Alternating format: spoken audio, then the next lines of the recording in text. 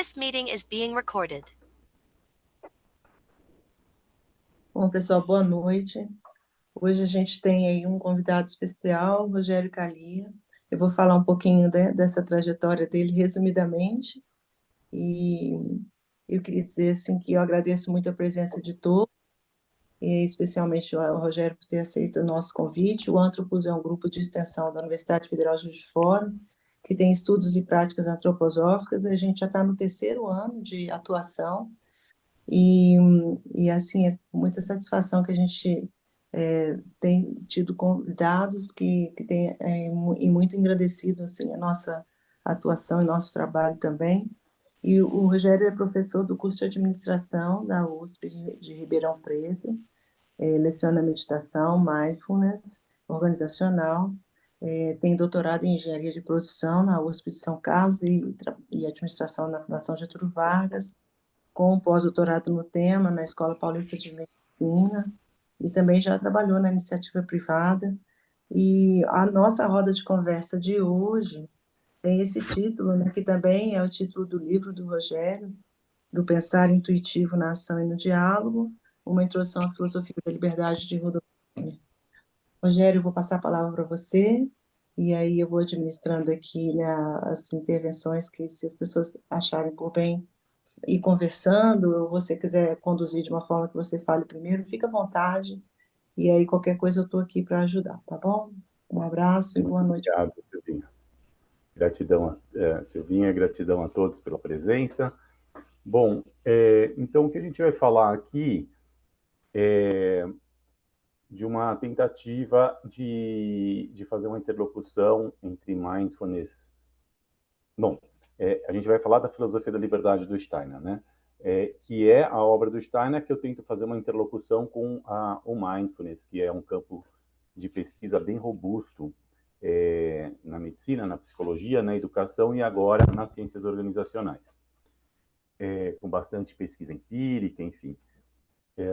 Então, eu coloquei aqui alguns links.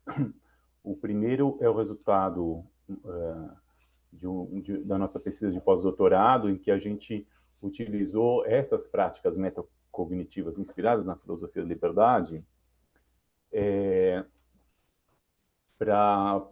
com o mindfulness para ajudar as pessoas a terem um pouco mais clareza de propósito profissional.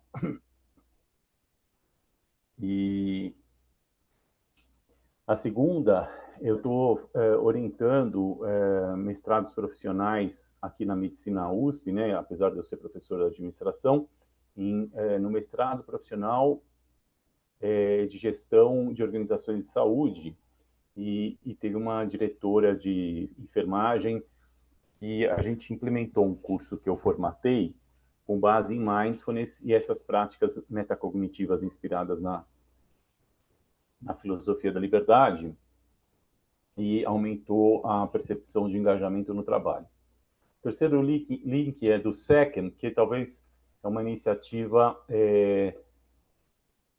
fantástica no Egito, que eles compraram áreas grandes de deserto, transformaram em fazendas, e daí criaram muitas empresas de têxteis e medicamentos, várias empresas, escolas e universidade, enfim, é uma iniciativa gigante. Eu tive a oportunidade de conhecer o fundador, e ele conta no livro dele, ele faleceu já, ele conta que a grande inspiração foi a filosofia da liberdade, que a gente vai tratar aqui, essa obra do Steiner, né? Que essa obra do Steiner ajudou ele a ter mais criatividade empreendedora. E daí eu coloquei duas videoaulas do YouTube, em que é o seguinte: a filosofia da liberdade, apesar de ser reflexiva, ela inspirou a criação de 4 metodologias de gestão. A mais conhecida se chama Teoria U, do Otto Scharmer, né? Do lado do MIT, do Instituto de Tecnologia de Massachusetts, que é inspirada em parte na filosofia da liberdade. E daí aqui eu dou 2 videoaulas sobre a Teoria U, que é uma inspiração da filosofia da liberdade. E tem outras mais focadas na filosofia da liberdade. A gestão pelo diálogo, do Carl Martin Dietz, usada numa empresa gigante de com mais de 3.000 lojas de varejo, DM, Drogeriemarkt, que é um caso muito famoso de sucesso na Europa, né, de varejo.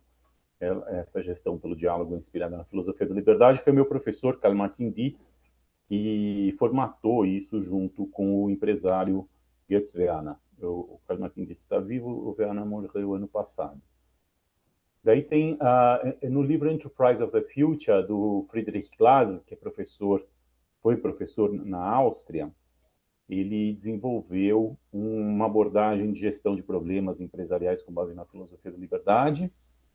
E o mais famoso no Brasil é o Lex Boss, Alexander Box. Ele criou um método de formação de juízo que é muito usado em ONGs, que é decorrente da tese de doutorado dele em Sociologia na Holanda, sobre o impulso social da filosofia da liberdade, tentando aplicar na prática. Né? Bom, então vamos lá. Eu vou compartilhar aqui a tela. O pessoal que viu o meu curso no seminário de professor Isaldo vai ficar um pouquinho repetitivo. Vocês veem a tela, né?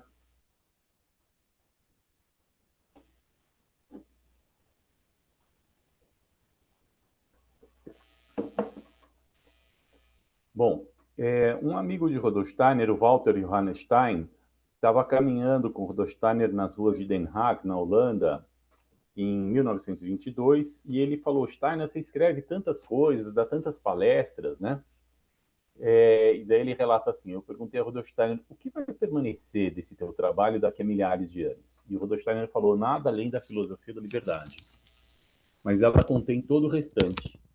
Se a pessoa realiza os atos de liberdade contidos nela, encontrará todo o conteúdo da antroposofia. Então, a gente tem algumas edições em português, né? Essa aqui traduzida pelo João Turunski e pelo Rogério Santos.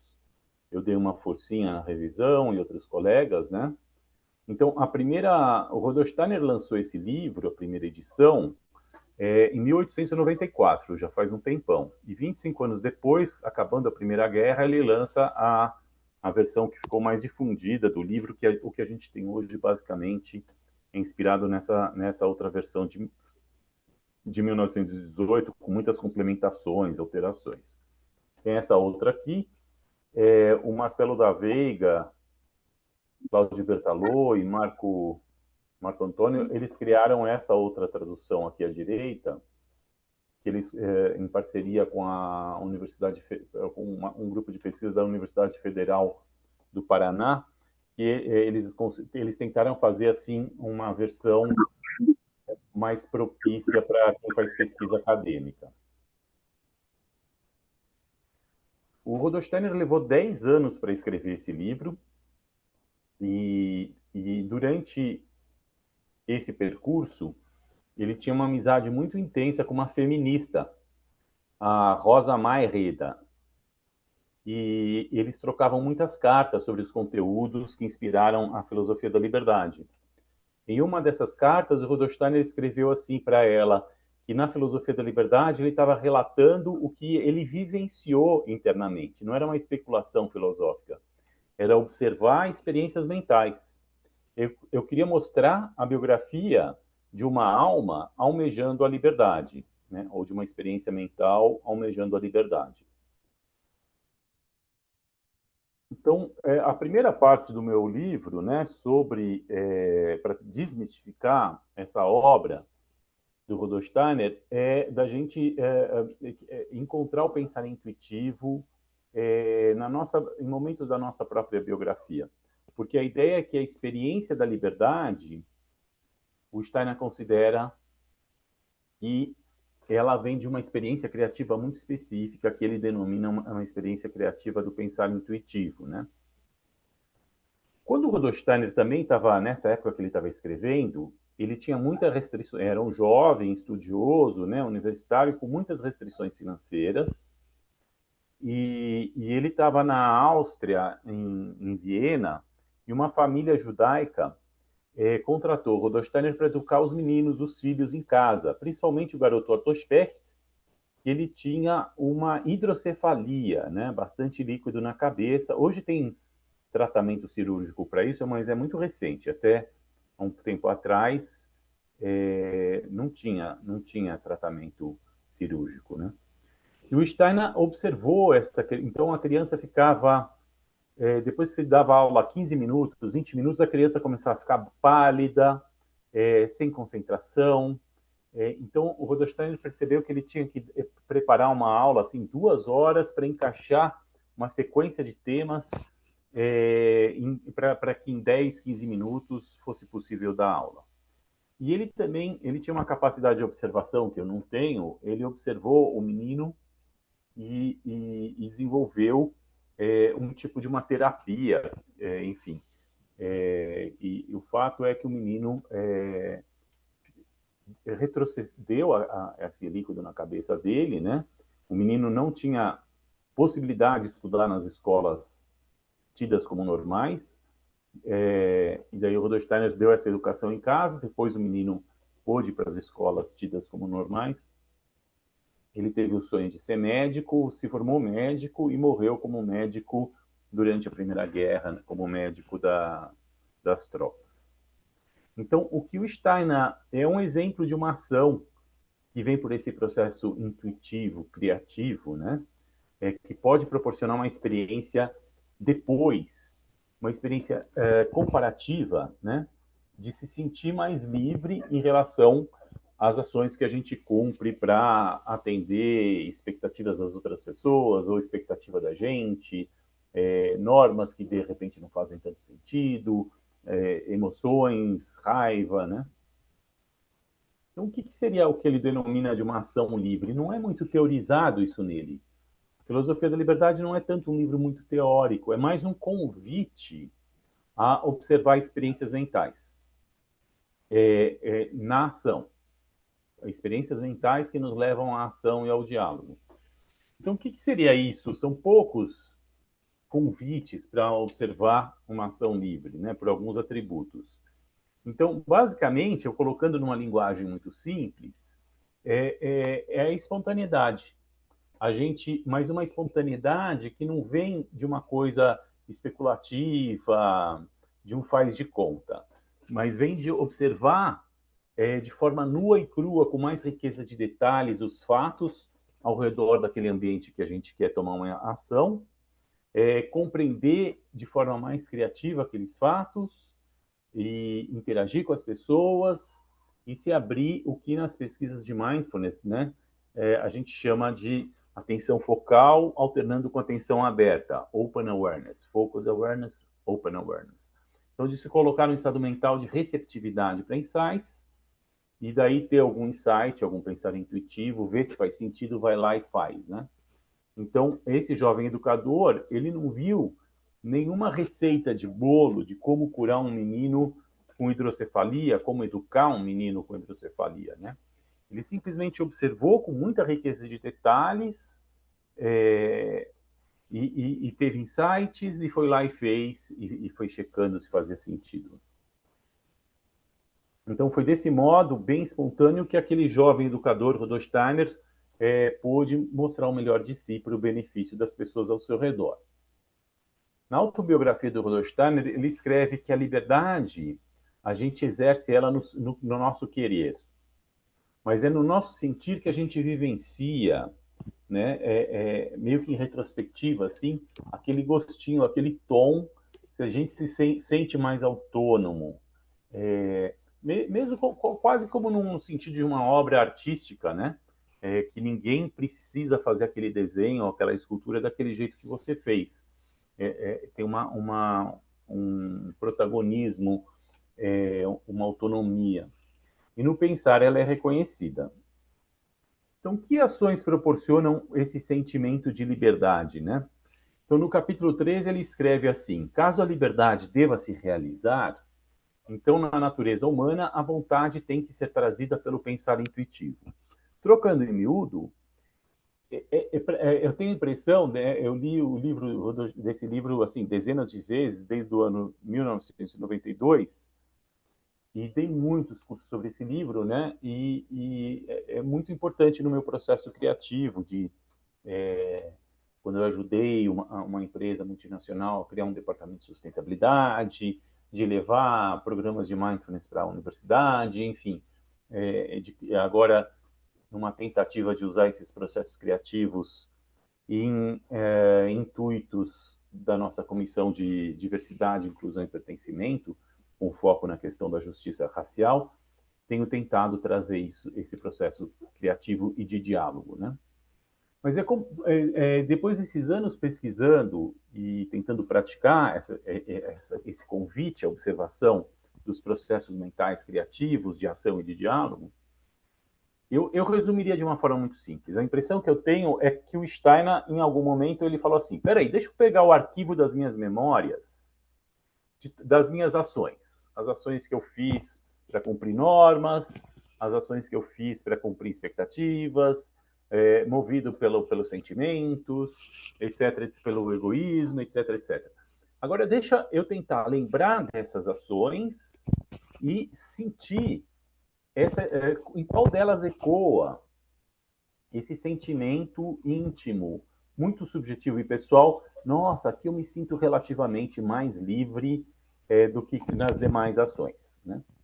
E ele fazendo essa checagem mental nos arquivos de memórias dele sobre as vários tipos de ações que ele fez na biografia dele, ele chegou a uma conclusão: uau, tem uma categoria aqui de ações que eu me sinto mais livres e outras que eu não me sinto tão livres.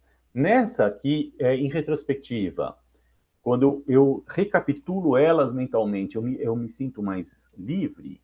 Elas têm uma característica comum, que é um processo criativo de chegar no insight, que ele chamou de pensar intuitivo. Encontra a liberdade como característica das ações que fluem a partir das intuições da consciência, né? O pensar intuitivo.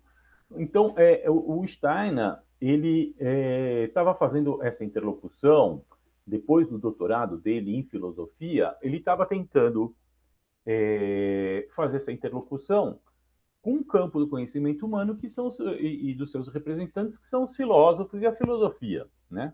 Por isso que tem essa linguagem muito abstrata. E, curiosamente, pelo que eu entendo, na academia, nas universidades, os departamentos de filosofia raramente consideraram a filosofia da liberdade. Pelo que eu entendo, quase nada, né? Em alguns países, Holanda, países escandinavos, tem alguma aceitação, mas é muito modesto. E, curiosamente, né, na área da educação, na área das artes plásticas e na área das ciências organizacionais e administração, é mais reconhecida. Na administração, por causa daquelas 4 abordagens que eu falei, inspiradas, pelo menos parcialmente, na filosofia da liberdade. Na pedagogia, por causa da pedagogia Waldorf, e nas artes, por causa de um artista plástico super famoso dos anos 80 e 70, 70 e 80, que é o Joseph Beuys, que é muito famoso mundialmente, e ele adorava a filosofia da liberdade. Algumas faculdades de artes no Brasil, eu ouvi falar isso há um tempo atrás, que algumas faculdades de artes no Brasil, quando vão lecionar sobre Joseph Beuys, solicitam para os alunos lerem a filosofia da liberdade. Bom, é muito interessante o subtítulo do livro da filosofia da liberdade. Seelische Beobachtungen nach Naturwissenschaftsmethoden, alguma coisa assim em alemão. Resultados da observação interior, ou observação mental, ou observação da alma anímica, segundo o método das ciências naturais. Para mim, o que tem de mais importante no livro é esse subtítulo, porque senão as pessoas se decepcionam, porque não é um livro de filosofia que tem aquela sistemática que a maior parte dos livros de filosofia tem, né? Aquela super nitidez, tudo esquematizadinho. Não, ele é mais um convite à observação dos processos mentais, que hoje, nas ciências acadêmicas, em geral, se utiliza essa denominação de metacognição. A cognição da cognição. A gente observar os processos cognitivos, né? Então, a gente vê aí as produções científicas, né? A, a neurociência cognitiva da metacognição, fundamentos, aplicações e tendências, cognição e metacognição, e a cultura na educação, enfim. Existem muitas obras sobre metacognição que eu acho que tem uma interlocução forte com esse convite da filosofia da liberdade. Aqui, artigos científicos, né, metacognição, ideias, insights das neurociências, ciências educacionais, e na minha área, uma revista de administração super importante, a Academy of Management Review, que é super, assim, com notas, né, com reputação e aqueles indicadores assim super fortes. É uma revista de propostas de novas teorias de administração. E esse professor e pesquisador, Ravi Kudesia, ele fala de mindfulness como práticas metacognitivas, né? Então, esse convite a observar os processos mentais, eu entendo que é o mesmo convite da filosofia da liberdade. Bom, em inglês, né, os tradutores traduzem Some Results of Introspective Observation Following the Methods of Natural Science. Então, é isso que eu falei, né? E eu tenho a impressão que o Rudolf Steiner faz esse convite, ó, pega o estoque das tuas várias memórias de ações, seleciona, tenta lembrar que ações, quando você revive ela mentalmente, pela memória, mentalizando, te proporciona um sentimento relativo de você se sentir mais livre, com mais autonomia do que nas demais, e vai agrupando, e daí examina em que medida o teu pensar intuitivo que gerou esses motivos, né?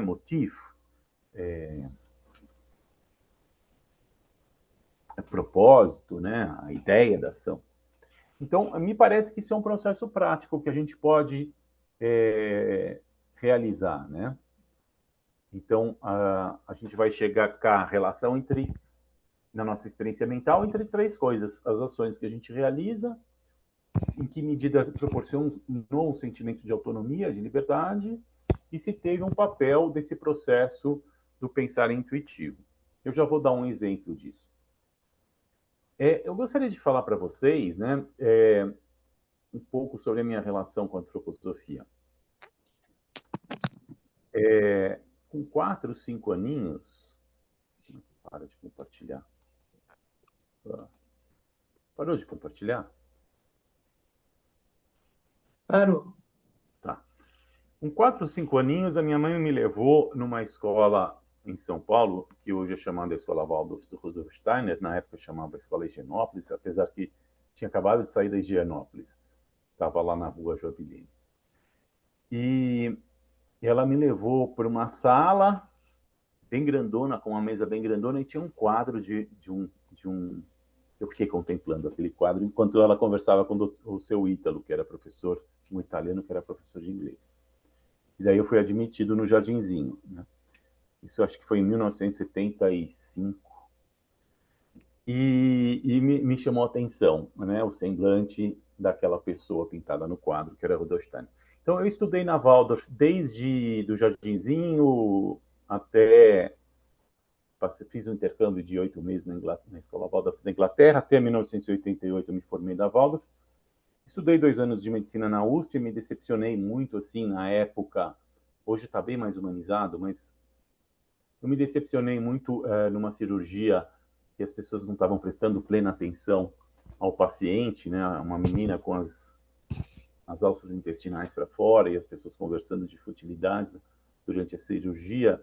Cadê a dignidade, cadê a atenção? Então, eu decidi aprender a meditação, o caminho meditativo antroposófico na Europa, no começo dos anos 90. E hoje eu sou facilitador de meditações antroposóficas, né? Principalmente para as pessoas que...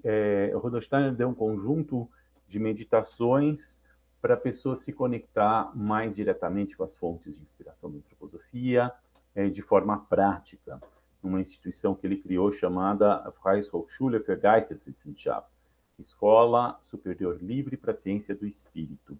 Ele queria que tivesse 3 classes, mas ele em vida só conseguiu fazer a primeira. Eu sou um dos facilitadores, somos 33 aqui no Brasil, e eu não acredito em nada que Rudolf Steiner fala, porque se eu acreditasse, seria religião. E a minha relação com a antroposofia não é de religião. Eu sou cristão, eu adoro religião, adoro o budismo também, mas eu não acredito em nada que ele fala. Eu também não desacredito, né? E quando se fala, ele tem uma definição de antroposofia, que a antroposofia é um caminho de conhecimento que une o espiritual que tem no ser humano com o espiritual que está no universo, que está no mundo, né? Uma definição clássica dele. Eu confesso que eu não entendo nada. Assim, como pessoa, eu sinto, né? Eu tive algumas vivências que eu falo, talvez esteja nessa direçãozinha, né? Mas sei lá se né? Se as minhas vivências de espiritualidade, porque para ele é espiritualidade.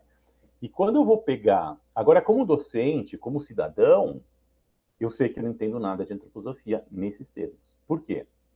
Porque se eu pego o dicionário alemão, dicionário inglês, dicionário português, sobre a palavra espírito, tem 300 definições, uma nada a ver com a outra. Então, eu não consigo comunicar nesses termos, né?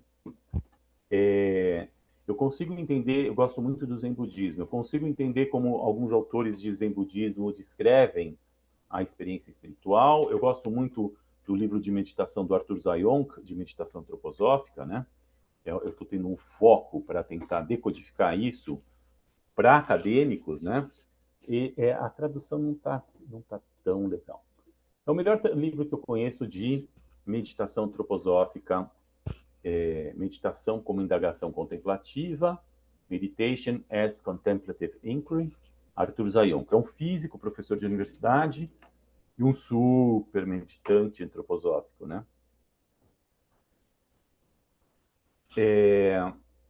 Então, e ele descreve dessas experiências espirituais de uma forma que eu acho muito legal. E, basicamente, ele convida para uma observação mental que a gente percebe que não dá para definir, como a gente define alicate, como define roda, como define... Não é uma coisa que dá uma compreensão universal. Então, nas minhas pesquisas, eu adoro a espiritualidade, eu leio tudo que eu posso, né? Não dá muito, porque a obra são 89 mil páginas, né? A obra do Rudolf Steiner. Uns 22 livros e um monte de palestras.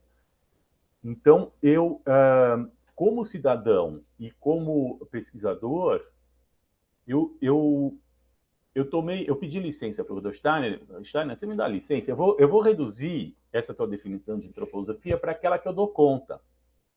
Então ele fala assim, a antroposofia é um caminho de conhecimento que tenta unir o espiritual do ser humano com o espiritual do universo. Daí eu peço licença para ele e eu vou reduzir porque eu dou conta. Porque como é que eu vou representar uma coisa que papagaio? Vou falar, espírito, eu nem sei o que é esse espírito. Eu imagino que ele tinha uma experiência de espírito muito mais representativa do que a minha. Então, para mim, a antroposofia é um caminho de conhecimento que une a busca de sentido do ser humano, na experiência mental metacognitiva do ser humano, com um chamado de sentido na nossa vida com o mundo e com o universo, interagindo com as pessoas e com os fatos. Esse encontro, né? De uma chamada de sentido, uma busca de sentido, isso parece blá, blá, blá, mas eu acho que a meditação antroposófica, ela leva para a gente sentir isso quase como se fosse na pele, assim, né? Falando metaforicamente. E essa metodologia do professor Otto Scharmer, eu tenho uma disciplina optativa aqui na USP para ela, que se chama Teoria U, sem usar diretamente a linguagem antroposófica, ela traduz bastante isso na prática, né?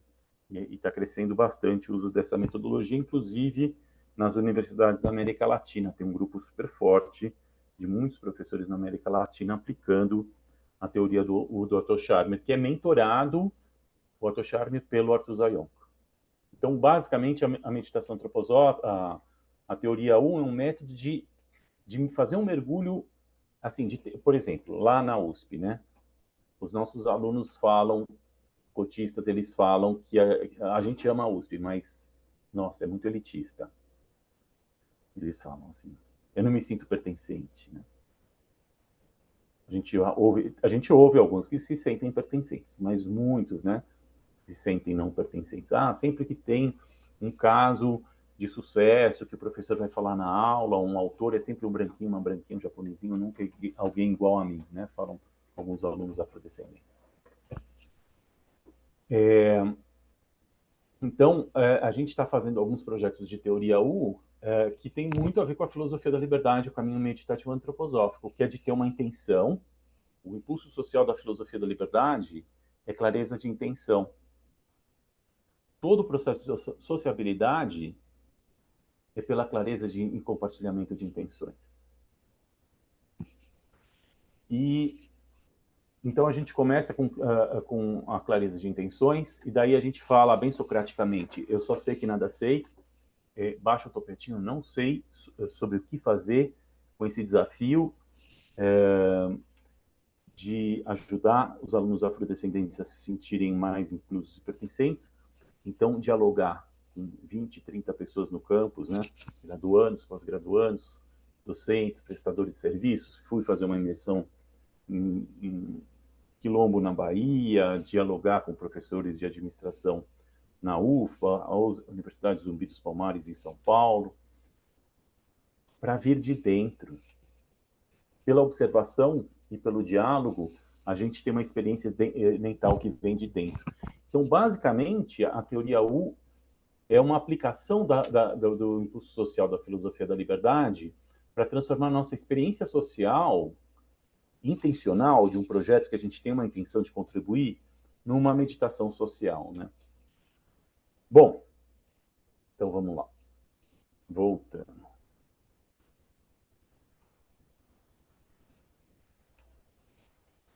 Então, é isso que eu entendo da filosofia da liberdade, né? Esse convite para fazer esses passos.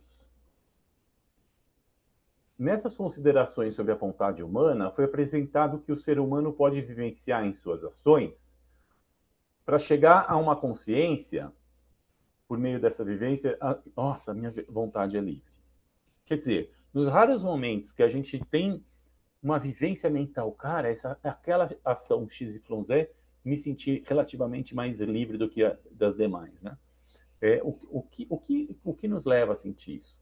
É de significado especial que a justificativa para caracterizar uma vontade como sendo livre é obtida por meio da vivência. Olha, naquela vontade se realizou um pensar intuitivo, uma intuição de uma ideia. Né?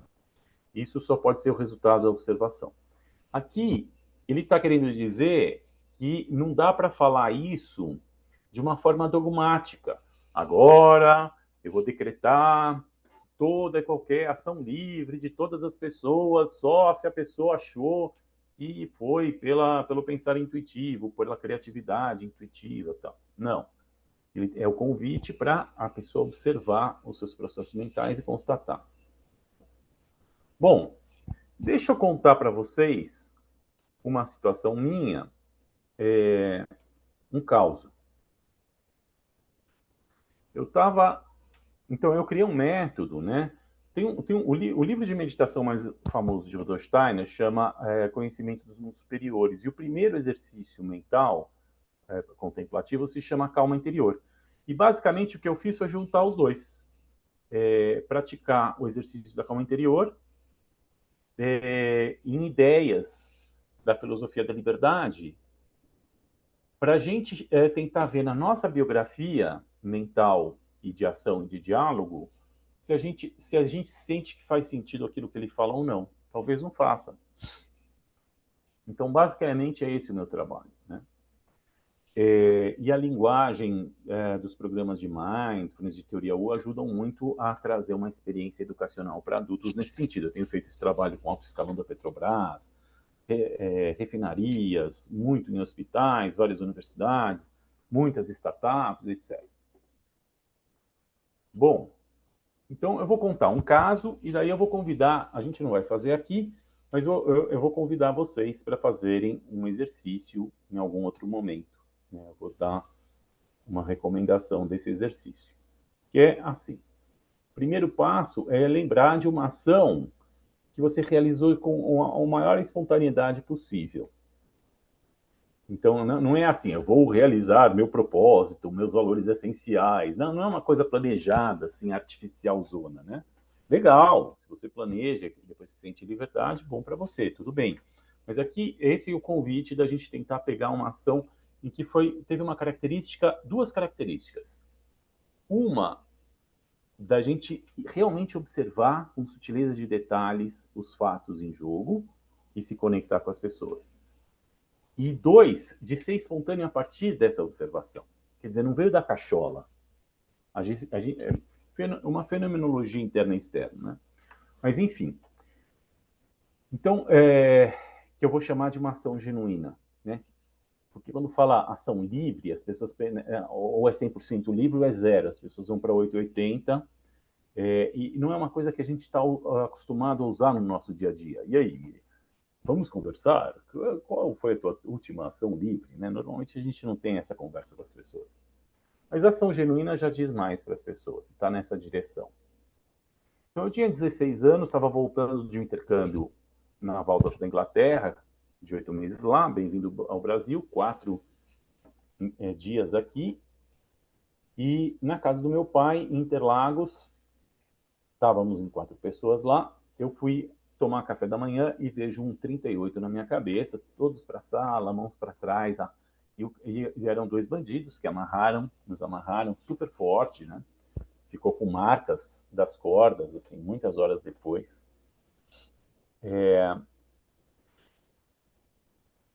E eu observei o tom de voz agressivo, principalmente daquele que era o chefe. Eu notei ele nervoso também. Ele bebia o uísque do meu pai compulsivamente. Doutor, tem arma em casa? Meu pai mentiu, falou que não. E ele fuçou fundos falsos lá de armários, encontrou a arma, deu um soco no peito do meu pai em castigo. A minha mãe, eles eram separados, minha mãe estava naquele mês com as minhas irmãs, em outra casa, e o meu pai ficou de levar as meninas para a escola Waldorf. E a minha mãe ligava, Celso, você está atrasado, o que aconteceu? Quando você vem? E o meu pai com uma arma na testa, claro, se ele errou, eu estou indo, teve imprevisto. Depois de 5 minutos minha mãe ligava e depois ligava de novo com uma arma aqui. E eu notava que o bandido, ele estava com um tom de voz agressivo, gestos agressivos, né? E observando ele, eu tive a impressão, parece que esse cara está inseguro. Eu sentia que ele estava meio inseguro. E eu observava o meu corpo com pleno medo, totalmente, eu estava dominado pelo medo e me sentindo, o que eu sou? Eu sou uma vítima de um assalto. Esse é meu papel aqui. Sou uma vítima. E como é que uma vítima dominada pelo medo vai ter criatividade, pensar intuitivo? Pouco provável, né? A situação mudou quando eu tremia muito, né? Estava com medo de urinar na calça. A situação mudou quando eu tirei a atenção do meu medo e comecei a contemplar o meu pai, admirar meu pai, né? Eu vi, nossa, meu pai passou por situações tão interessantes agora e ele está em plena calma interior, em pleno autodomínio. Simplesmente eu joguei o meu olhar contemplando e admirando o meu pai. E ao contemplar a calma interior do meu pai, é como se por osmose se articulou em mim a calma interior em mim. E quando a minha alma se preencheu de calma interior, minha experiência mental se preencheu de calma interior, eu vi um painel de ideias num flash, uma experiência de pensar intuitivo. Sabe quando você tem ideias tão rápido que depois vem as palavras, mas né, a lebre e a tartaruga. As ideias é a lebre, depois a tartaruguinha são as palavras. É isso que você pensou, mas você já sabia o que você pensou. As palavras só te ajudam a apontar, né? A delimitar, enfim, a ter uma clareza maior.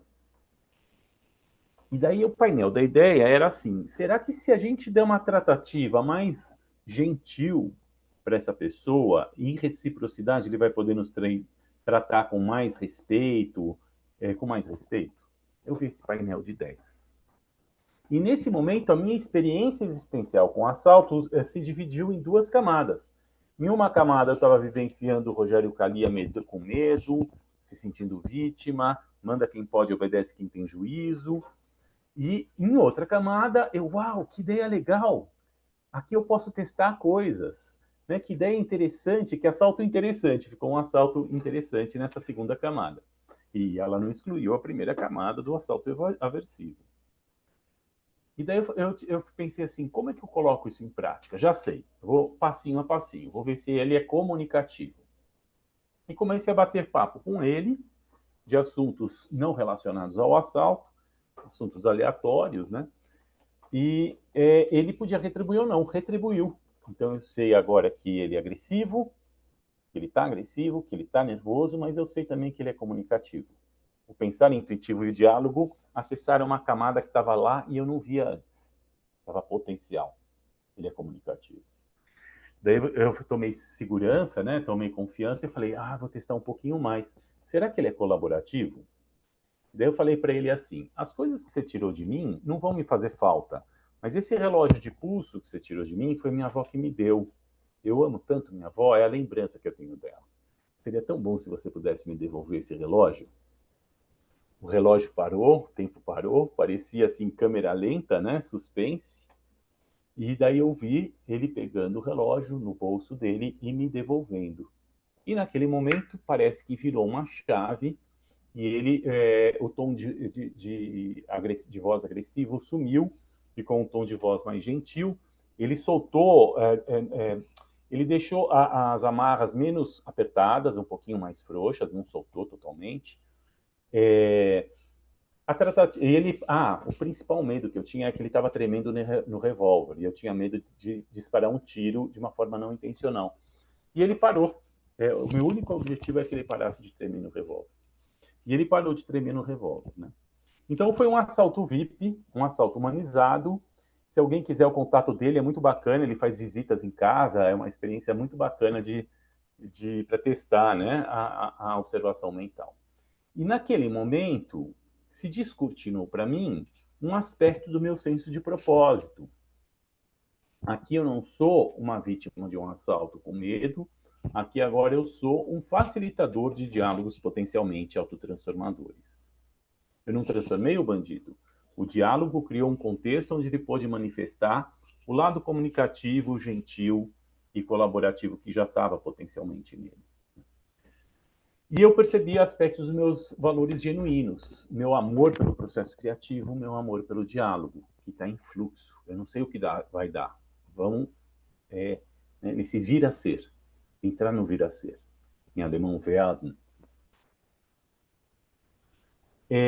Então é isso. Então a abordagem que eu criei é assim, que eu recomendo, né? Quem quiser testar em casa, a pessoa lembra de uma cena de ação genuína, sem idealizar, uma ação espontânea em que a gente observou os fatos, se conectou com as pessoas, teve um insight, viu o que fez sentido, foi lá e fez.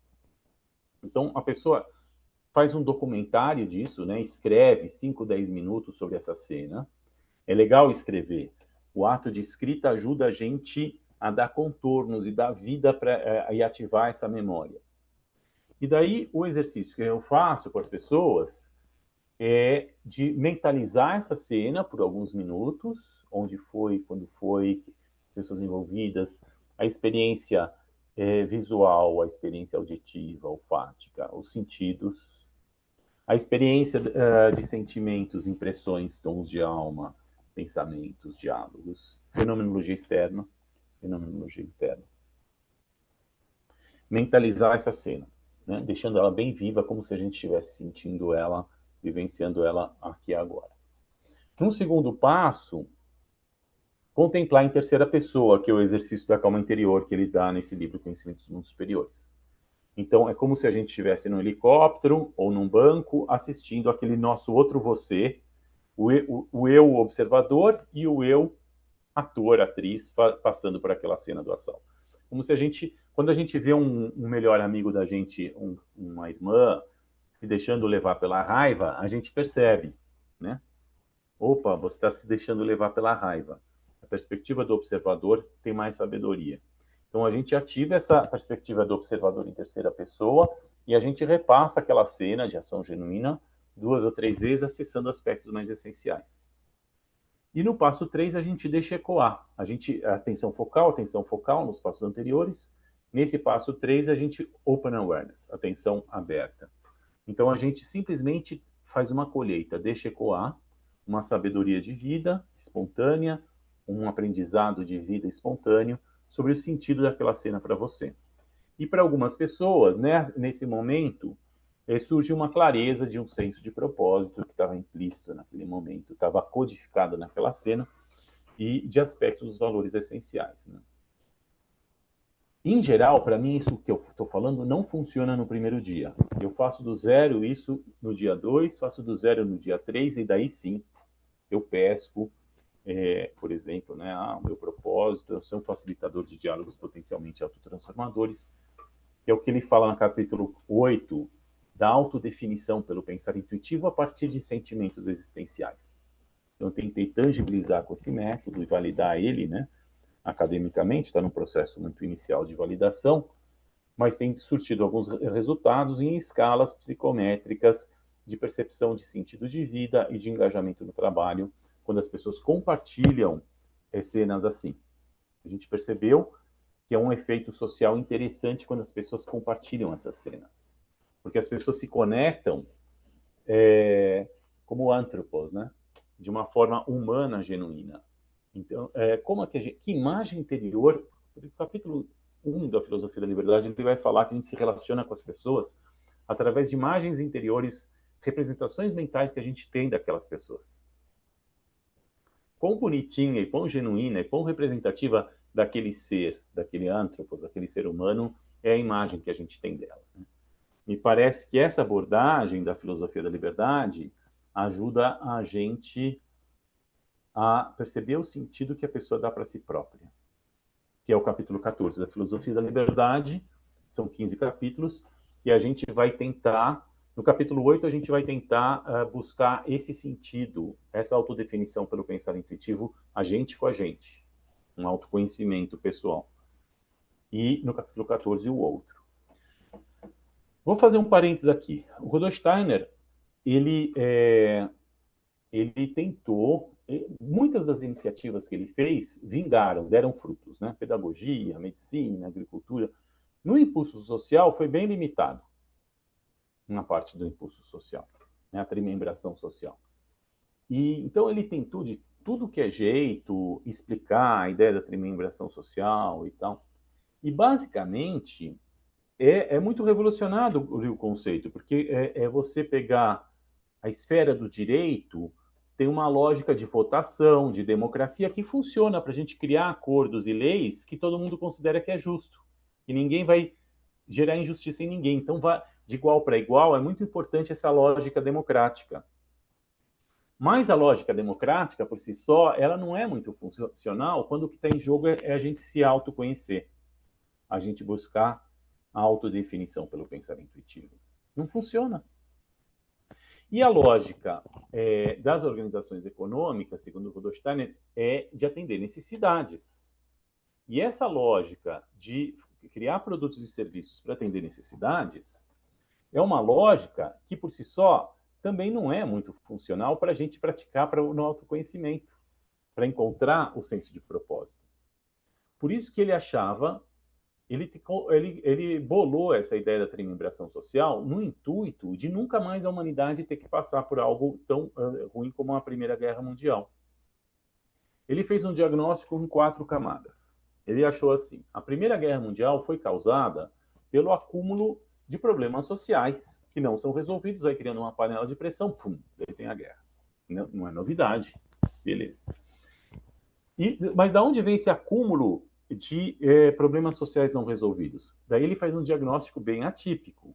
É da falta de individualidades com a coragem, a criatividade, a capacidade de diálogo, para a pessoa falar: esse problema social é comigo, eu vou resolver, e o meu time, a gente vai resolver.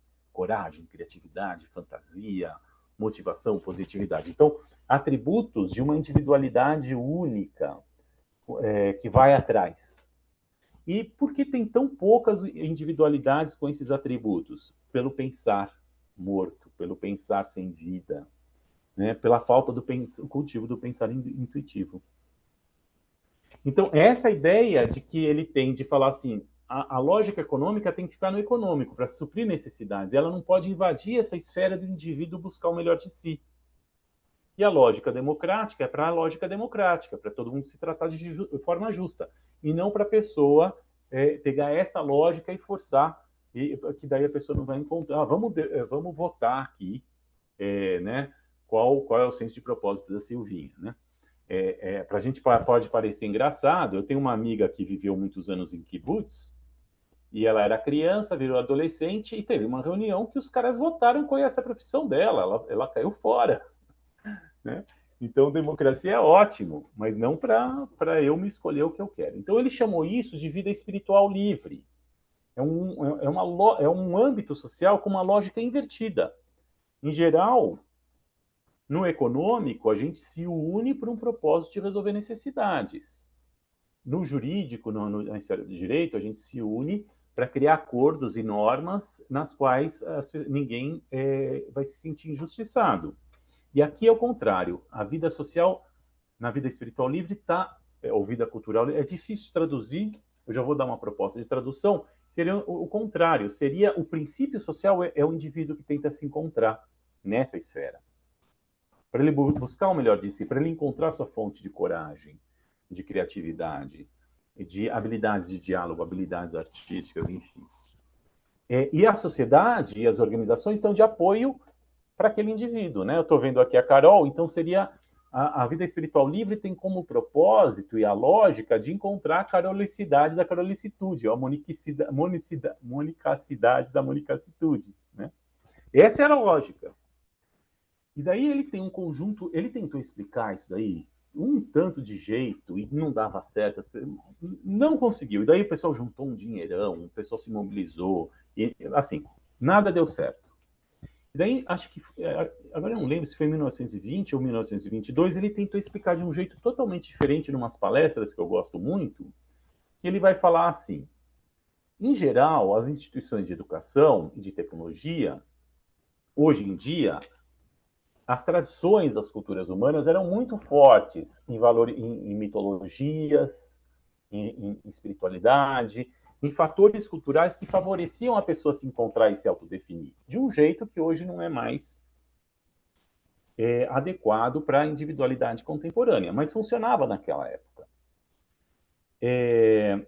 E, atualmente, as universidades, as escolas, os institutos de pesquisa, de tecnologia, é quase zero autoconhecimento. Nós somos objetivos, né? É positivismo. Então, o que acontece? O diagnóstico do Rudolf Steiner é que vai ter Phrasenhaft, que vai criar o hábito de lidar com as palavras só com palavras abstratas. Então, é assim, se eu não pratico autoconhecimento, quando eu falo Rogério Calia, eu estou falando de uma abstração. Porque eu não vivencio a mim mesmo em exercícios contemplativos ou através de mitologias ou religião. Eu quero ser objetivo comigo mesmo. Então, eu sou uma ferramentinha de mim mesmo, é uma abstração de mim mesmo. E se eu não tenho um hábito de conectar sentido para a palavra que expressa eu mesmo, eu vou criar o hábito de me referir a outras palavras da minha área de conhecimento de forma abstrata, sem vida. E o Rudolf Steiner vai falar que é uma doença social que as instituições de educação elas vão difundir na sociedade através desse hábito de falar palavras abstratas, de forma abstrata, sem que elas fossem vivenciadas contemplativamente, por exemplo, né? Então, o autoconhecimento vai dar vida à nossa relação com as palavras e vai poder dar vida na educação. Os jovens percebem isso e daí eles vão vivenciar, opa, vida espiritual livre. Vida espiritual livre seria uma interações sociais que ajudam a pessoa a se autodefinir. Basicamente, numa lógica de não atrapalhar. Tem coisa que a gente faz para os outros ajudando, né? Deixa eu te ajudar. Sabe aquela mãe, aquele pai que exagera, né? O filho está com 22 anos e quer ajudar em tudo e sufoca a pessoa, né? Então, tem vezes que o filho ele vai para outro país só para falar: eu quero respirar, eu quero me encontrar. É isso, vida espiritual livre. É não encher a paciência da pessoa, né? É deixar ela encontrar a lógica, a linguagem dela mesma, por ela mesma. E isso requer uma escuta não instrumental, porque a pessoa está se inventando. Tem um MBA que eu adoro, do meu amigo André, professor André Coimbra, da UFSCar, de Sorocaba. Agora ele era um MBA de teoria U para inovação, e ele começava com auto-inovação. E agora está na USP EASH, da Zona Leste, né? Eu participo com Mindfulness. Então, você quer inovar? Auto-inovação. Isso eu acho que é uma leitura da filosofia da liberdade aplicada, né? E muitas multinacionais aplicam conceitos muito consonantes com a filosofia da liberdade. Por exemplo, eu trabalhei na 3M. Se você cumpre suas metas, você pode usar 10% do seu tempo para você fazer o que quiser que seja útil para a empresa, e você não precisa prestar conta, depois você fala. Foi assim que a gente criou o departamento de sustentabilidade com alguns colegas. Na Google é 20%. Um engenheiro chinês estava cumprindo as metas dele, ele usou 20% do tempo para criar um programa de mindfulness, que é o Search Inside Yourself, busque dentro de você, que se tornou um programa corporativo de meditação na Google, se tornou um livro, se tornou um instituto, e é o livro que eu uso na minha 12ª turma aqui de meditação na USP. Então, essa riqueza, tem alguns autores que chamam isso de open space. Open space, de criar um espaço aberto para que a pessoa possa ser ela mesma, ou que times possam ser eles mesmos, né? Bom, e daí o Rudolf Steiner fala dessa primeira doença, então, que a principal doença, o que impede essa interação social da vida espiritual livre de se manifestar, seria esse hábito de falar palavras abstratas, e isso pode ser curado com a prática do autoconhecimento. A segunda doença na esfera do direito seria a doença de a gente regrar todas as interações por normas exteriores que não vêm de um sentir. Existe a possibilidade madura de eu sentir o teu sentir, e a partir de sentir o teu sentir, e você sentir o meu sentir, a gente vai gerando acordos, regras, que vêm de dentro, faz sentido. Não é uma violência. Então, ele chamava isso... Agora eu esqueci o nome que eles... Era como se fosse uma burocratização, mas não foi esse termo que ele usou. Era como se fosse uma burocratização do sentir. E sempre automatização do pensar na primeira doença, automatização do sentir na segunda doença. E no econômico, é uma automatização da vontade. Então, ele achava que, na vida econômica, quanto mais os atores econômicos praticarem o autoconhecimento, eles vão realizar aquele produto, aquele serviço, aquela logística, enfim, soluções para atender necessidades a partir do antropos, né? A partir desse autoconhecimento, desse propósito, esse calor da humanitude naquele produto, naquele serviço e tal, né? Então, fechando parênteses, quando eu falo de SEC, num desses 2 vídeos que eu dou a videoaula sobre teoria U, se não me engano, eu falo do caso SEC. E foi muito impressionante que o Ibrahim Abulaish, que eu tive a sorte de conhecer ele presencialmente nos anos 90, né? Tem uma biografia fantástica. Então, ele sai do Egito com 19 anos, apaixonado por Goethe. Eu quero ir para os países com a língua de Goethe, e vai para a Áustria. Daí ele faz faculdade lá, acho que em Química, Medicina, doutorado, e vira um inventor de remédios, vira um gerente de empresa farmacêutica, um diretor, e daí ele fica muito rico, e em algum momento ele descobre uma pessoa que convida ele para fazer a leitura do livro Filosofia da Liberdade, do Steiner. No contexto de guerra, o Israel tinha atacado o Egito naquela guerra, acho que de 1974, alguma coisa assim, 74, 75, né? E ele foi convidado por uma comunidade de austríacos para ele dar uma palestra de qual era a percepção dele como egípcio daquela guerra de Egito-Israel, né?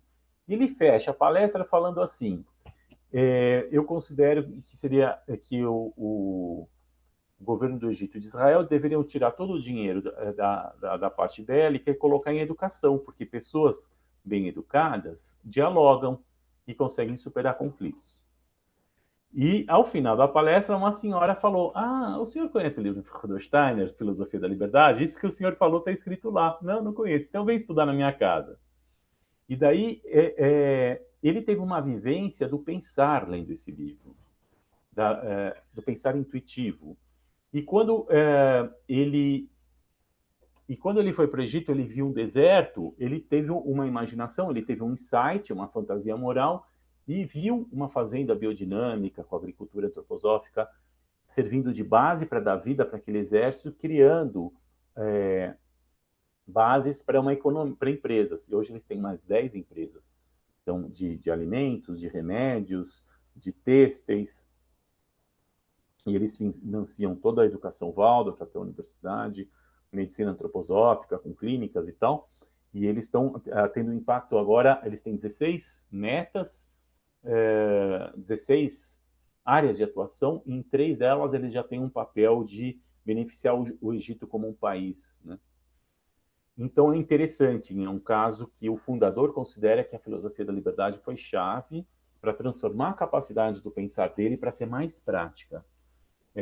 Então, quando a gente... Agora não dá tempo de fazer isso, não é o intuito aqui, né? Mas no meu livro são vários convites e exercícios: observar o observar, observar o ato de pensar.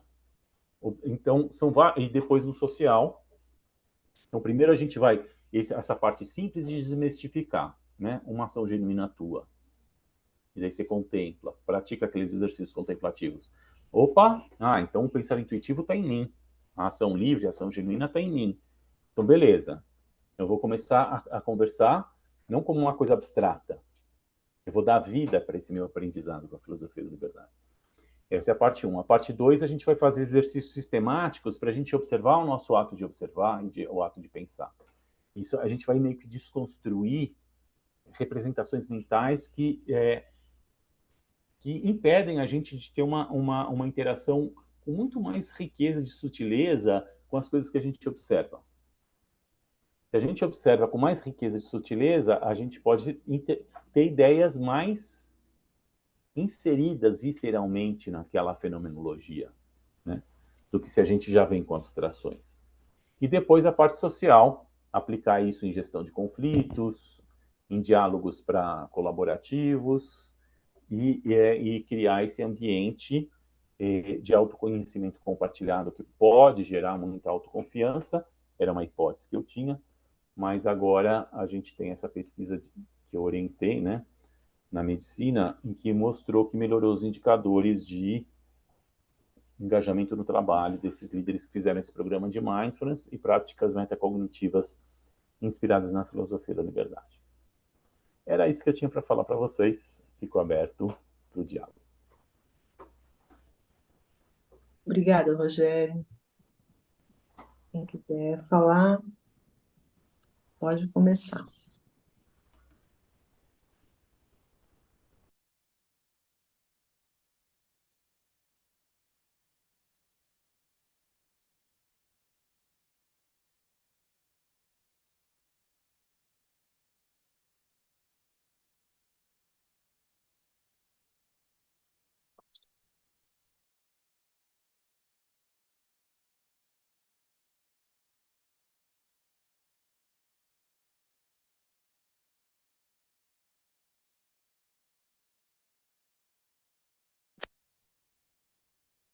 Boa noite a todos. Ô, Rogério, primeiro parabenizar você aí, tá? Suas palavras, Só um minutinho, minha filha. Vocês desculpa, tá, gente? Mas as crianças estão aqui perto de mim também. Mas, assim, foi muito interessante ouvir tudo que você falou. Acaba que, aos poucos, a gente descobre quase que intuitivamente que, no dia a dia, a gente acaba aplicando um pouco de tudo isso que você falou. Mas carregar isso como filosofia é muito mais do que aplicar nos atos, né, do cotidiano da gente.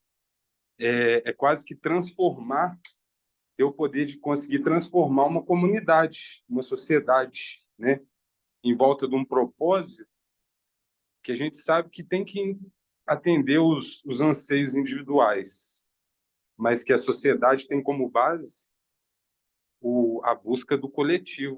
E difundir tudo isso,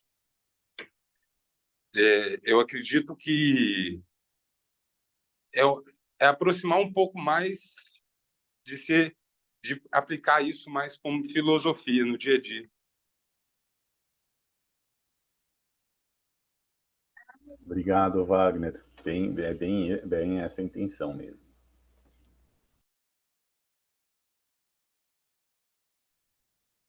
Fazer uma fala também tem um pouco a ver com esse ambiente assim, acadêmico, né, que normalmente é o pensamento materialista que reina, né?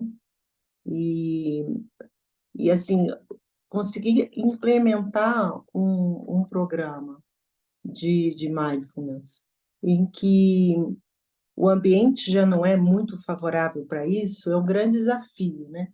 Quer dizer, quando as pessoas se dão conta da necessidade, é porque elas já estão muito abertas, elas já têm uma qualidade superior para isso, né? Então, como você vê a progressão nesse meio acadêmico de um trabalho assim, em que a gente tem muito mais forças contrárias do que favoráveis a esse tipo de desenvolvimento, né? Eu já apanhei um pouco com isso, outros colegas também apanharam com isso, né? Mas, na verdade, eu acho que não tem tanto materialismo, não. Eu acho que o materialismo é um vernizinho, né? Porque as pessoas têm a história de vida delas, os anseios delas, né? Então, quando a gente faz esse convite, é uma ação genuína tua. Que a pessoa para, ela escreve, daí ela mentaliza, daí ela observa em terceira pessoa mentalmente, deixa ecoar, contempla, faz isso 2, 3 dias, depois compartilha com as demais. É impressionante o que acontece no ambiente. Impressionante. Na Replan, que é a maior refinaria do país, eu fiz esse programa e também tinha feito na Universidade de Petrobras no Rio, e o gerente geral participou dos dois. Ele que me puxou na Replan. E daí eu não falei nada de escuta empática, de mulheres, diversidade, nada. E depois de um tempo de praticar o mindfulness e praticar esses exercícios metacognitivos, inspirados na filosofia da liberdade, quando chegou o Dia das Mulheres, o líder teve uma ideia assim, cara, normalmente é uma hipocrisia, né?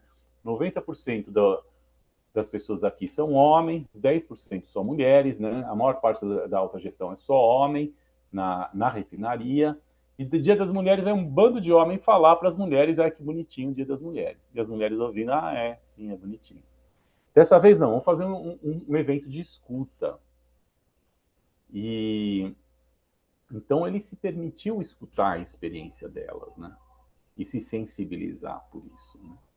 Então o que ele fez não foi, a escuta não é materialista, a experiência das pessoas não é. Então, muito interessante que no capítulo 14 o Rudolf Steiner fala que o pensar intuitivo, ele vai ter uma relação muito mais de alma com os conceitos, né? Então a gente vivencia mais os conceitos. E conceitos não são palavras, ele vai falar. As palavras apenas indicam que a gente chegou no conceito pelo pensar intuitivo. E é isso que eu percebo, que boa parte do que a gente fala, materialismo, é um hábito de falar, é um hábito de linguagem, é o tipo são as regras linguísticas de comunicação, as regras de interação na fachada. E tanto as práticas contemplativas do mindfulness, que elas vêm do budismo, sem ser budismo, validadas pela ciência, né? É o silêncio. É o silêncio, estar na experiência, é transformar a experiência com a consciência numa investigação em primeira pessoa. Esse é o mindfulness, né? Que o Buda trouxe, Krishna e tal, e a ciência está validando isso.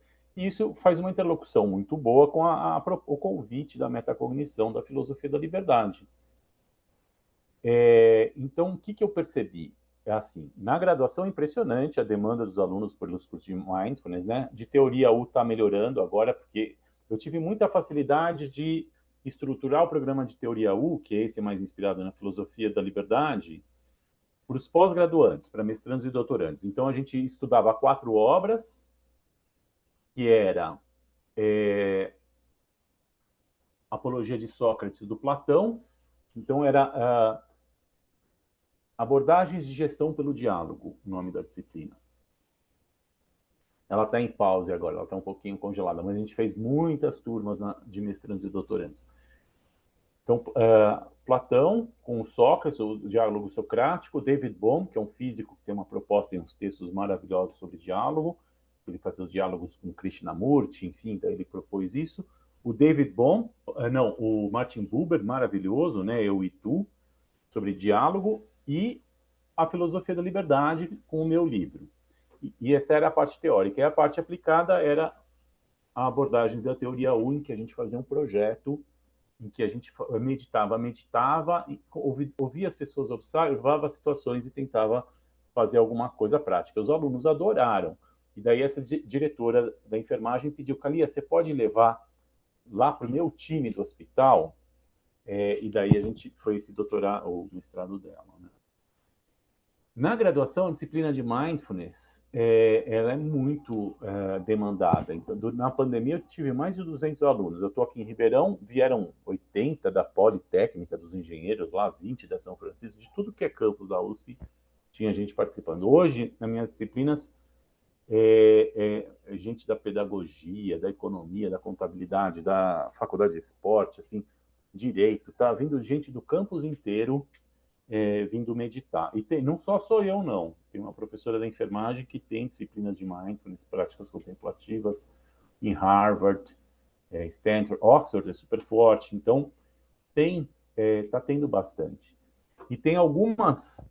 Então, o pessoal que trabalha com abordagens de economia colaborativa, empresas B, Benefit Corporations, negócios de impacto, teoria U, então acaba formando umas tribos de professores, né, que a gente vai se indo um na banca do outro e tal.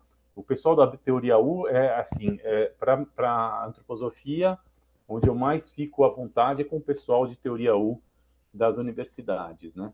Porque é inspirado na teoria U e tal. E eu não preciso falar a terminologia antroposófica. Eu adoro não falar. Porque daí eu não preciso me sentir que eu estou pregando a antroposofia, né? O corpo etérico, não sei o que, não.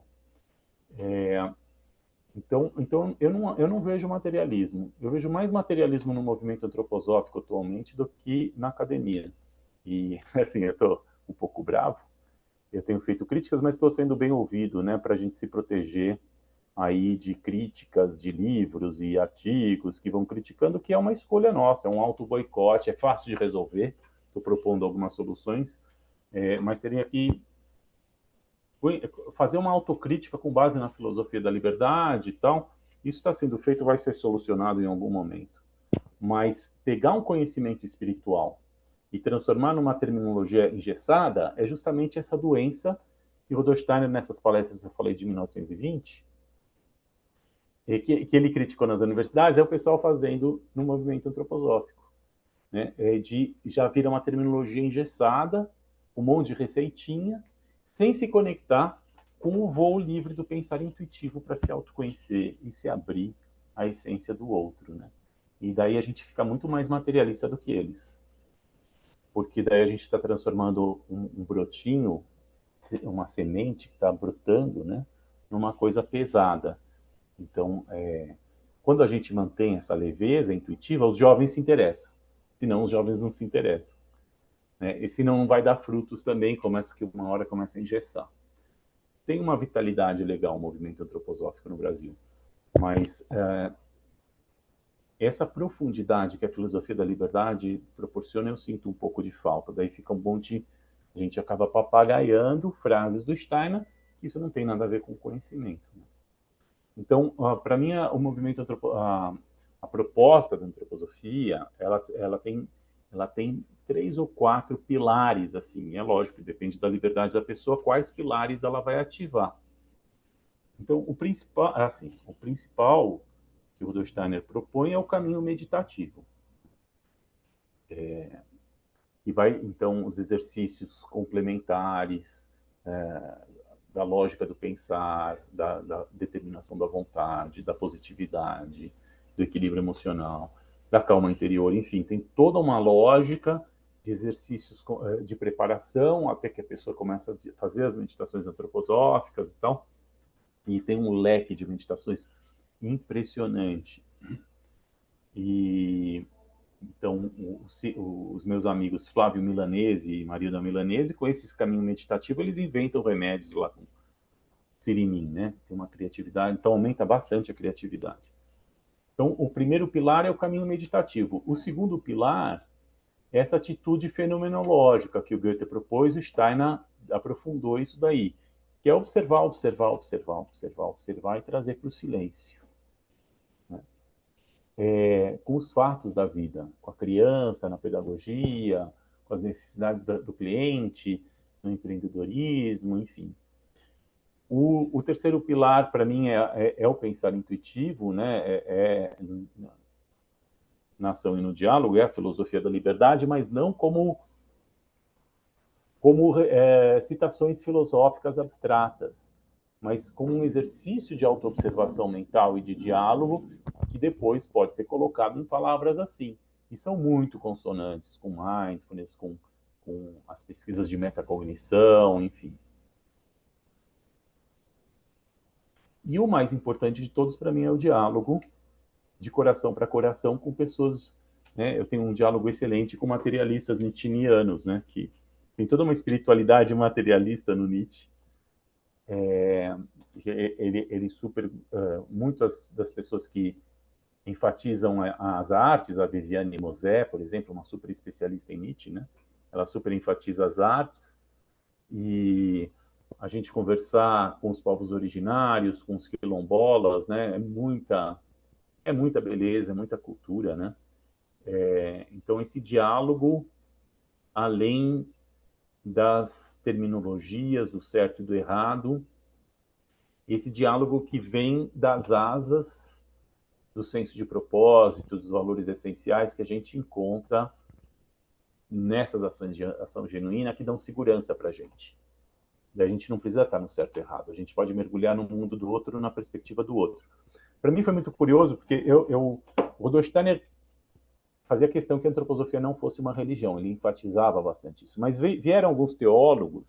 Steiner, você poderia dar uma ajuda para a gente dar uma revivificada na religiosidade, né? E daí eles criaram, não foi com a iniciativa do Steiner, foi com a consultoria dele, o conselho dele, a comunidade cristã, Christengemeinschaft. E como eu tinha muita ligação com isso, por causa das colônias de férias da comunidade cristã, que eu ia como criança, depois como monitor, quando eu entrei em crise na medicina, quando eu era estudante de medicina, eu fui estudar antroposofia com esses teólogos lá na Alemanha, e era uma opção, talvez, ser um sacerdote. Né? Então, assim, gosto muito do cristianismo. Para mim, é uma coisa minha, mas da minha vida pessoal, simbólica, poética. Então, não tenho muito a ver com a religiosidade afro-brasileira. E para mim foi uma surpresa que, através desses 30 diálogos, no espírito da filosofia da liberdade, com pessoas afrodescendentes, né?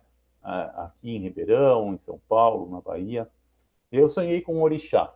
Foi muito interessante. Eu senti como se fosse assim um gesto simbólico, poético do universo, de falar,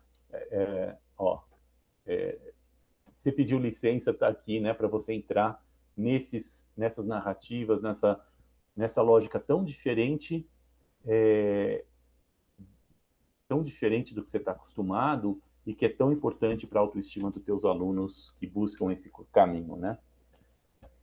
E, curiosamente, um dos programas que eu estou montando, eu não sou filósofo, estou 8 anos dando aula ou 9, dando aula da disciplina de filosofia para administradores, e aumentaram muitas as cotas agora, só as federais estão na frente, a gente está para trás, né? E eu dei uma aula, daí a uma aluna afrodescendente, Kalia, isso não me representa. E eu fiquei feliz que ela falou isso. E daí eu estou num esforço grande, já há uns 2 anos, de fazer uma aula sobre a filosofia Ubuntu. E é impressionante como a filosofia Ubuntu, na sua essência, ela conversa com a filosofia da liberdade do Steiner. É impressionante, em muitos detalhes. De materialismo não tem nada, é de muita espiritualidade, né? E os pensadores africanos utilizam o termo, que é uma filosofia cósmica. Então é muito interessante. E ela é processual, ela é fluida, né? Como eles usam os termos até tentando explicar assim com o Pantarrei lá do Heráclito, né?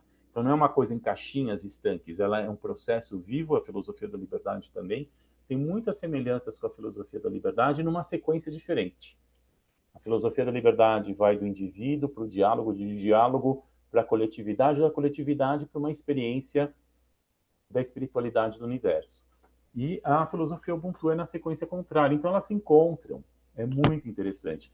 E nos diálogos que eu tenho tido com pessoas do movimento negro, afrodescendentes, essa busca da própria cultura afro-brasileira, né? E em alguns momentos essa busca da individuação também super forte, da subjetivação. Então acho que esse diálogo pode ser muito produtivo,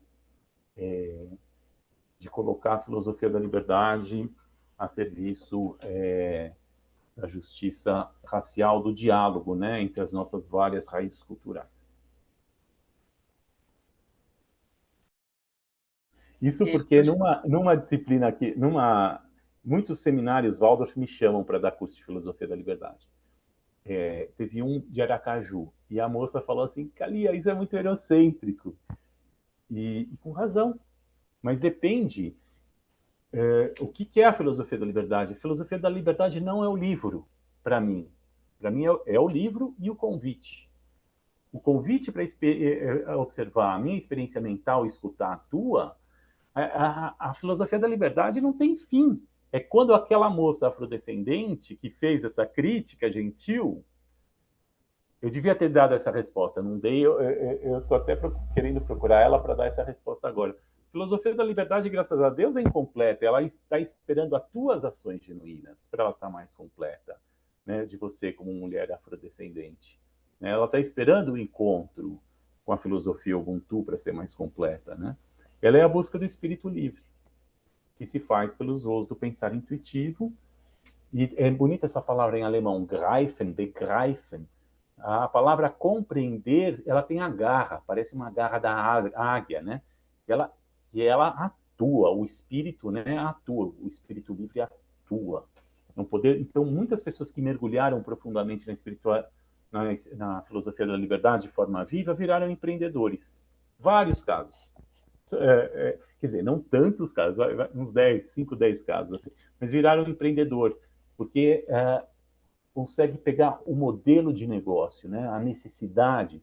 Então, a Natura, que é uma empresa gigante de cadeia de supermercados sustentáveis na Europa, é um praticante da filosofia da liberdade, Demi Drogerie-Markt, enfim, a Second, e fora esses caras criadores de metodologias de gestão. Então, a filosofia da liberdade, ela pode ser seca.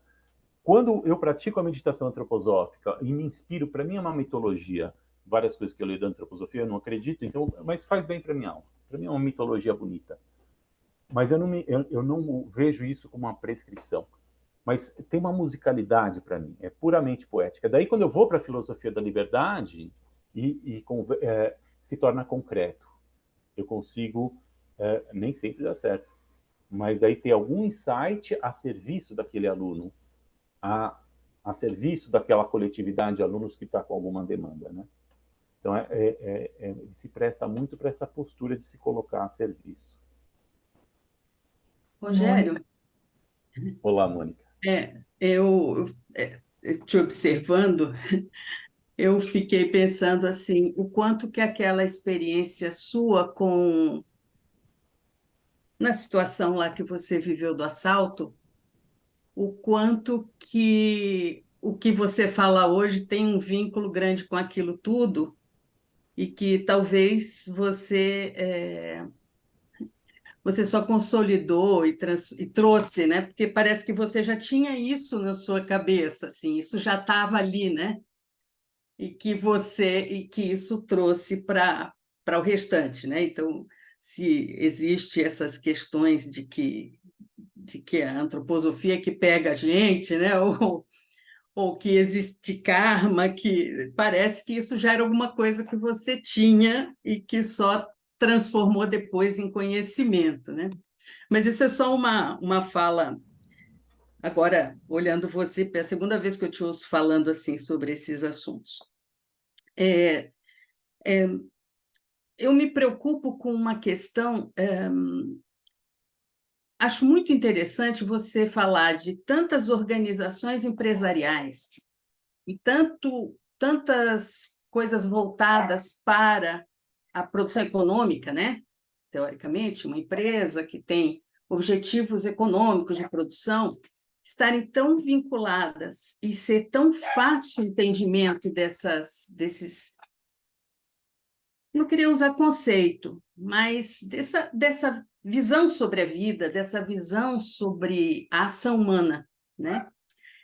E a gente tem tanta dificuldade disso no meio educacional. E aí, educacional em todos os níveis, e eu acho que é isso que a Silvinha queria falar, né? Você tem dificuldade de trazer até essas ações para o meio educacional, né? E até nas próprias escolas Waldorf, né? Porque eu acho que você é um experimento bem-sucedido de uma escola Waldorf. Porque eu, por exemplo, tudo que você estava falando é o que eu fico pensando, será que eu no ensino médio, em vez de ficar com tantas questões relativas a conteúdo, se a gente ensinasse esse jovem, né, a ter essa autocriação, né? Será que isso não chegaria num outro ponto, né? Porque aí porque eu fico pensando, você tem empresas que estão nessa sintonia, mas você tem gente vindo que vai trabalhar nessas empresas que estão completamente fora disso, né? E quando a gente pensa em pessoas dentro das universidades, você ainda tem um nicho muito menor do que toda a população que a gente tem de jovens chegando no mundo do trabalho. Para uma transformação, você precisa que isso se potencialize muito, né? Sei lá, são reflexões minhas e de como é que você traz isso. Eu fiquei pensando na própria psicologia, né? São as minhas duas áreas, a psicologia e a pedagogia. Na psicologia também isso é um problema, e já começando a ver algumas mudanças, mas você fica fechado nos pacotinhos, que aí, quando você pensa em saúde mental, parece mais uma coisa médica do que, na verdade, uma de desenvolvimento humano pleno, de verdade, né? São elucubrações, tá? São coisas Uma que das você me experiências trouxe mais para. bonitas que eu tive com esses conteúdos foi fazer uma imersão com os colaboradores da favela Monte Azul, né? Na Uhum. verdade, o nascimento do meu livro foi bem importante a Monte Azul e as consultorias antroposóficas que me chamavam para dar aula de filosofia da liberdade para eles também, para os clientes deles. E uma experiência muito linda foi numa fundação de uma empresa que usa jovens de periferia, de primeiro emprego, mal remunerados, que nem McDonald's, né? Que dá o primeiro emprego, mas paga pouco. E, em contrapartida, eles dão todo um suporte educacional. E lá me chamaram para fazer com muitas dezenas de jovens esse programa. E tinha uma educadora lá e a gente fez isso em parceria. Então, foi muito legal, porque assim, parecia que teve até um jovem que ele usa essa expressão, parecia que pegava fogo. Não a minha fala, mas o convite e a fala deles. Então, por exemplo, em vez de falar de ação genuína, eu falava assim, uma ação sem máscaras. Que legal. E, então, essa ideia da máscara, né, que quando a máscara a gente não é a gente mesmo, não é genuíno. Então, a máscara que nos impede de ver os fatos, que nos separa dos fatos, a máscara que nos afasta do outro, a máscara que nos afasta da gente mesmo. Então, de como dissolver essas três máscaras. Mas, assim, é fascinante de ver os jovens de periferia, eles têm que ter um jogo de cintura para sobreviver. Eu tenho tido muitos alunos de periferia, né? Então, para eles, eu acho que é muito acessível isso. Mas eu acho um grande desafio da linguagem, de usar uma linguagem que chega nas pessoas. O mais bonito da filosofia da liberdade como experiência de alma para mim é o prazer de eu me despir de linguagens, de criar um espaço de escuta sem linguagens e construir a linguagem a partir da escuta com o outro, né? É isso que me dá mais prazer, assim, como educador, de mergulhar. E daí a frustração é maravilhosa. Eu medito muito sobre momentos de frustração, porque frustração, em geral, eu vivencio como educador quando a linguagem colapsa, ela tá desatualizada para aquele contexto. E daí a frustração, ela me indica o que eu posso, onde eu posso escutar melhor, né? É isso aí. Muito obrigado. Não quero estourar o horário. Obrigada, Rogério. Um prazer ter você aqui com a gente e convido para você vir aí mais vezes para ter uma roda de conversa conosco, tá bom? Prazer. Daí a gente pode, numa próxima, talvez, falar do caminho meditativo, enfim. O caminho meditativo é o essencial. O Rudolf Steiner, ele via assim que a relação das pessoas com a antroposofia, ela pode variar muito, né? A pessoa, ela interage e fala, nossa, não é para mim. Tem vezes que a pessoa interage e fala, nossa, faz sentido, eu quero apoiar. Agora, quando a pessoa fala assim, eu sinto um potencial de ter uma consonância do senso de presença, do meu senso de presença, com o senso de presença dessa sabedoria. E daí ele propõe meditações específicas para a gente ter essa relação com a fonte, né? E não é uma coisa assim de ligar na tomada, mas é impressionante como pode ser simples. Então tem uma meditação que eu gosto muito do Rudolf Steiner, Ich empfinde mich denkend eins mit dem Strom des Weltgeschehens. É um mantra de uma frase. Eu me percebo ao pensar com o pensar intuitivo unido com o fluxo do universo. Então tem todo um método para fazer a meditação antroposófica que é simples, mas é elaborado. É elaborado, né? Mas é questão de criar o hábito e pode ajudar a gente a ter insights assim, da gente acolher o novo, né? A presença do espírito. A gente está com mais presença de espírito, não esse espírito normativo, mas a gente amplia, a gente participar desse processo criativo, né, que o Steiner só começou. Então, super gratidão, fico à disposição, sim. Muito obrigada. Muito obrigada, gente. Boa noite. A gravação eu vou disponibilizar lá no site do Antropos, tá bom? Boa Tchau, noite. tchau. Obrigada. Gratidão. Obrigada. Noite, Obrigada, gente. boa Obrigada. noite. Tchau. Boa noite a todos. Obrigado, hein? Boa Obrigado. noite.